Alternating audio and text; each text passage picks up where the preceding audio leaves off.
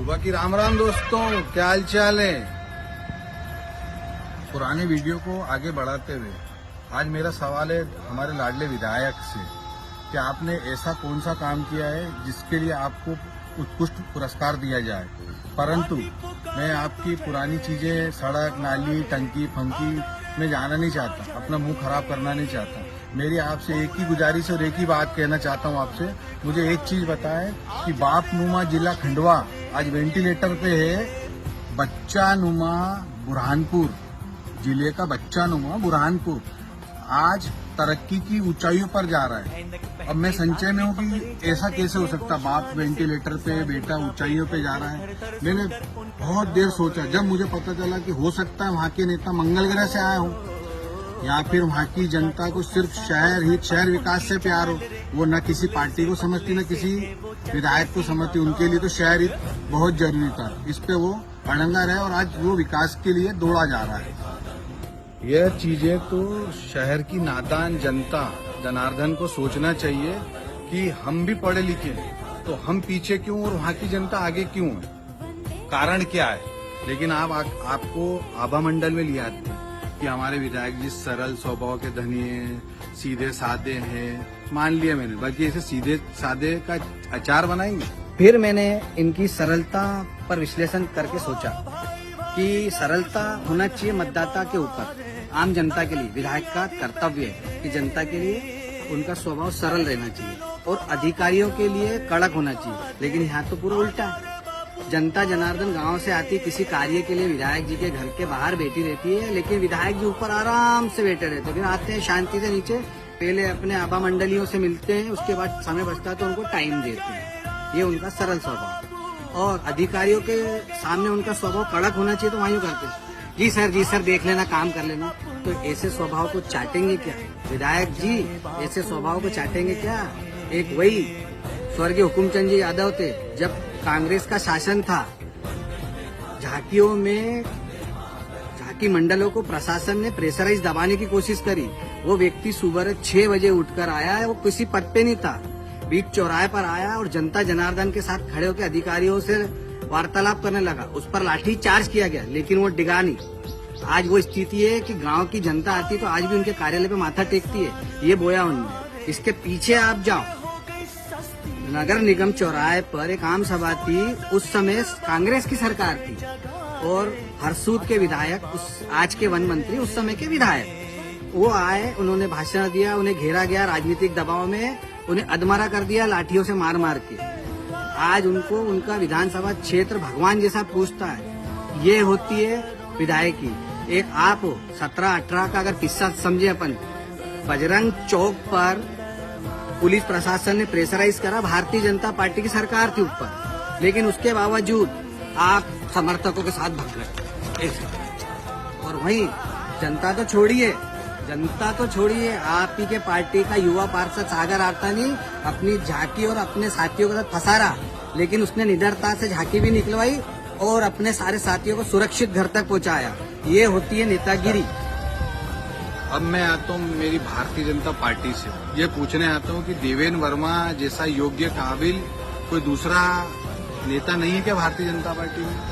लेकिन वहाँ मेरा संचय दूर होता है। मैं इतने नाम है, लेकिन कुछ के नाम उंगलियों पे गिना सकता। मुकेश तन्वे जी हैं, आनंद मोहे जी हैं, दिनेश पवार हैं, सचिन तायड़े हैं, युवा शक्ति कपिल अंजन है, बप्पी नरवाले, विवेक सारसर, उसके बाद आवाजो गब्बर वर्मा, ऐसे बहुत सारे नाम है जो त्रुटिवश में भूल रहा हूँ।